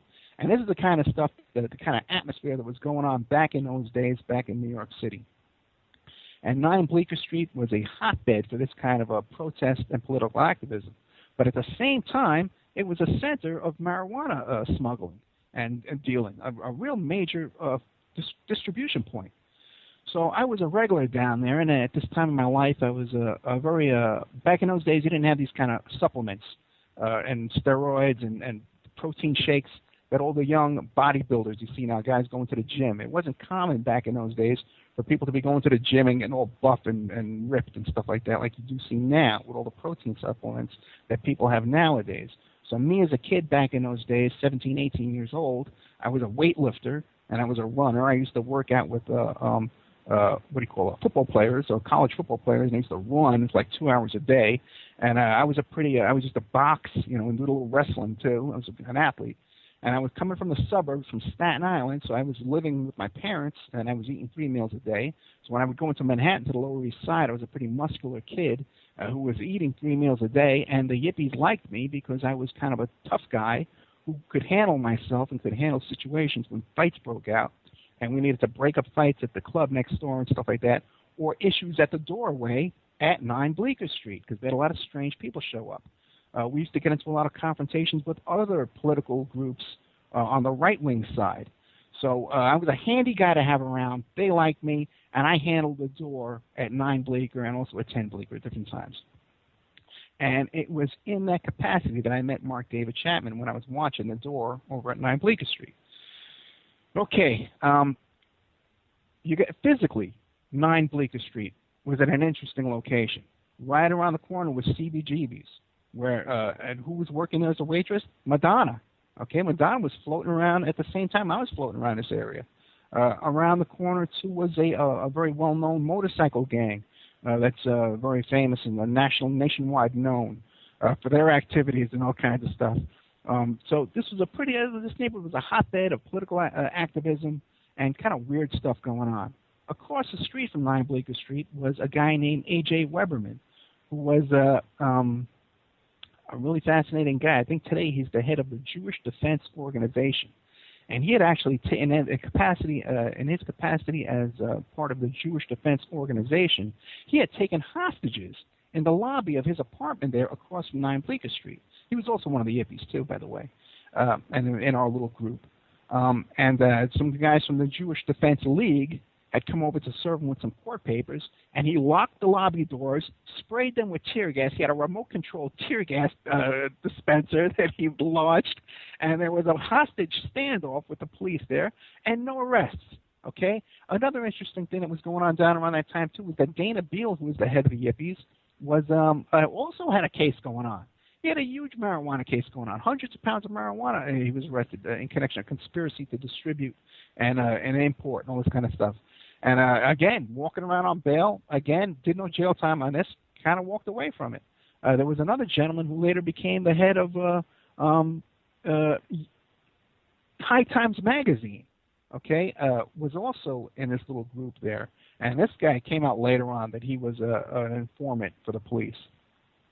So in this group here, in this area, we had all kinds of guys who were informants, drug dealers, Jewish defense people, militants, protesters.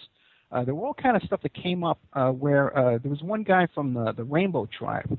A lot of people might know the Rainbow family. They traveled around with the Grateful Dead and stuff like that. And right now they're famous for going down to Burning Man.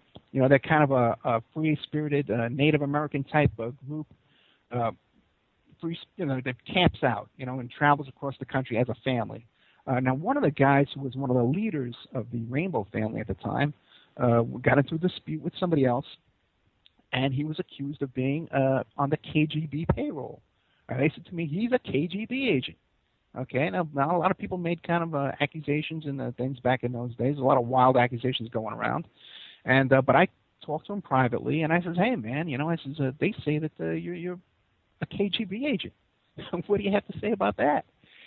And he goes, "Oh, no. It says, I get paid by the Russian embassy for my art, for my poetry." So he admitted getting paid by the Russian embassy for his poetry. I don't believe this guy could have written Mary Had a Little Lamb or any kind of poetry whatsoever. He was a serious, tough guy, walked around with a couple of knives on him all the time, big Native American guy. So anyway, he was another one of these cast of characters who was a KGB agent. We had Jewish Defense Organization across the street. We had massive marijuana smuggling going on, drug informants. At our meetings, constantly, we had COINTELPRO kind of infiltration, disrupting meetings, planning meetings for protests and stuff like that, all around this area of 9 Bleecker Street and 10 Bleecker Street. Okay, I believe that covers most of the suspicious activity around there as far as agents and stuff. Okay, now back to how I met Mark David Chapman there over at 9 Bleecker Street. I just want to give you the context of what this place was.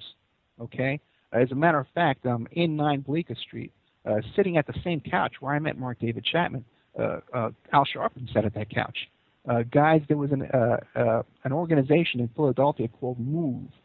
These guys were radical marijuana protesters down in Philadelphia, and they were bombed by the Philadelphia police, and their apartment was set fire to, and a whole neighborhood was burned down. This is one of the first burnings, and we've had other ones, like the SLA was burned in San Francisco, and the Branch Davidians were burned down, But this is one of the first times when a group of protesters were burned down, women and children and families. I think I'm going to get them as a guest here on the show because there was a couple of survivors. But they were there at Yippie headquarters. Also, too, I met some guys there from the whole Patty Hearst group from the SLA. There was a group called the Wells Springs Commune that was based out in California, I believe in Palm Springs area. And they had kidnapped Patty Hearst and her bunch when they were on the run, and I met them at Yippie headquarters as well. So this place was a cesspool of agents, drug dealers, informants, KGB agents, all kinds of people. It's just a really interesting group of people to be hanging around with when you're 17, 18 years old in high school, which is what I was. Another guy who I met down there was Allen Ginsberg from the whole Beat Generation, and wrote the poem Howl. And he was also a pedophile, too, who was friends with Mickey next door, who was a member of NAMBLA. Okay, now let's get down to the day that I met Mark David Chapman over there. I was down there meeting some friends of mine, and there was people there who I had never seen before. Mark David Chapman was there. He had this big duffel bag, and he kept reaching into the bag saying that he had tapes that he wanted to give to Aaron Kay. Aaron Kay was the Yippie Pie Man, and his form of protest and performance art was to find famous people and politicians and hit him in the face with a pie. So this man, who I didn't know was Mark David Chapman, he didn't identify himself as Mark David Chapman. We didn't know until after the assassination that we put two and two together and saw that it was him. But he was there, and there were some other strangers there who I'd never met before, a couple of girls and a couple of guys who I didn't know. So I was the senior Yippie at the location, and it was my job to guard the door. So Mark David Chapman was really acting up and really acting like a very agitated, strange person there at Yippie headquarters. And everyone else, little by little, started to leave because he was acting so weird. He kept digging into this bag looking for these tapes, but coming out with nothing and really making no sense to anybody. He was a very agitated guy. So finally everyone left, and it was me alone in this room with me and Mark David Chapman.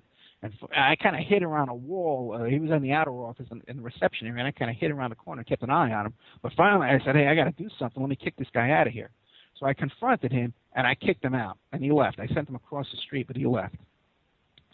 So it shook me up, but I didn't know this guy was on his way to go kill John Lennon, and I didn't know until about a week later. The murder took place that Monday night, and we didn't start seeing pictures in the newspaper until much later on that week. And it was then that I put two and two together, that was Mark David Chapman, who I had met. He was wearing the same clothes, the duffel bag, all the description was exactly the same, the scarf, everything. And I put it all together. I went back to my friends at Yippie headquarters, and I said, hey, man, guys, this was Mark David Chapman who was here. And they told me to keep my mouth shut and not talk about it, and nobody wanted to talk about it and discuss it, and that we were just going to let it go, I guess because we didn't want the heat coming down to Yippie headquarters there. So what his involvement there was, I don't know. There were other connections to different things. There's a whole bunch in my presentation that I did at the Super Soldier Summit, I talk about the connections that I believe of the Process Church to the assassination of John Lennon. And when I talked to Jim Rothstein about this, he agreed that there were that was their MO, that was the modus operandi, the way they did assassinations was the way the shooting took place. Now, there's a lot of history with this whole group. Mark David Chapman was confronted, as we discussed earlier, James Taylor in a subway station. James Taylor, his first album was produced by the Beatles, by the Apple Records, and his manager was Peter Asher, who was a member of the Process Church. Okay, so there is a connection there. And Jane Asher was Paul McCartney's girlfriend at the time, again, around this whole time was going on. Now, John Lennon, everyone knows, met Yoko Ono at that art exhibit. Everyone, it's been famous. But that art exhibit and that art gallery was owned by the Process Church there in London. So they kind of made that introduction. And I've heard recent things, too, that Yoko Ono called herself a witch, and she had connections to the Process Church. So there's a lot of connections to the Process Church in this whole thing, and again to Yippie headquarters. One of the frequent visitors to the Yippie headquarters was Tiny Tim. Tiny Tim's agent was Roy Radin, who was neck-deep in Process activity and connections to the Son of Sam murders and all that kind of stuff like that. And Tiny Tim used to brag about how he never had a problem getting paid when he did a gig because his agent was Roy Radin, and nobody would mess with Roy Radin. Roy Radin was killed by the bodyguards of Larry Flint. He was shot in the head 13 times on Friday the 13th. Okay, so and his connections to the Process Church and all this kind of stuff and the Son of Sam killings are well known, well documented.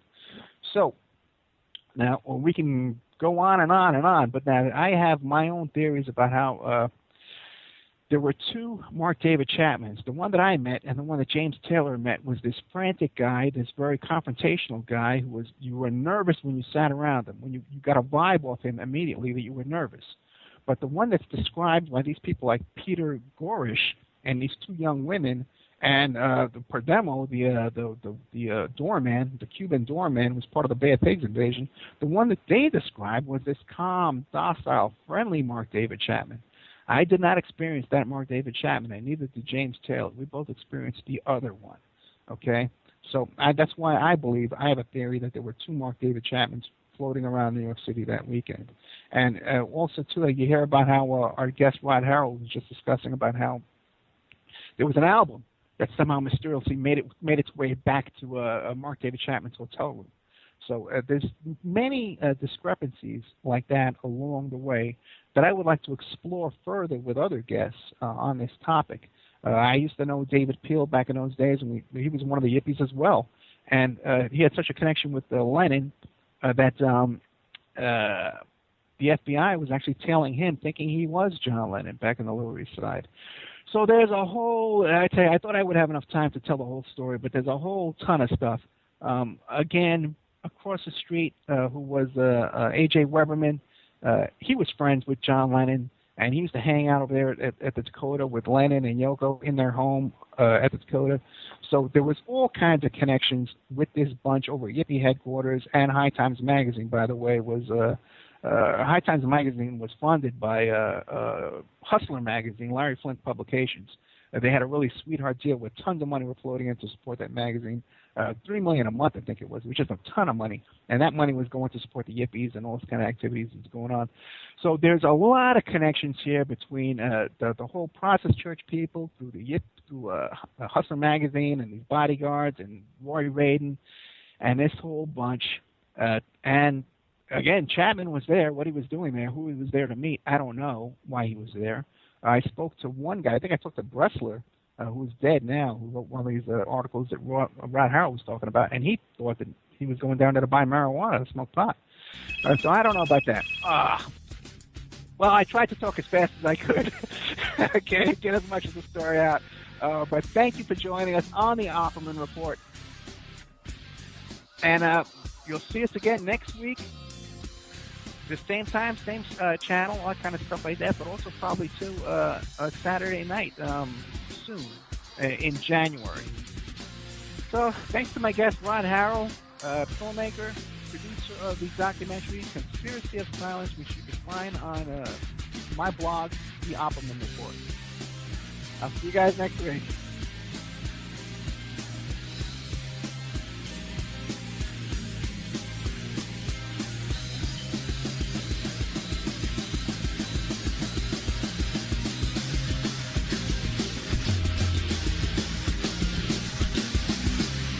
You're listening to Revolution Radio.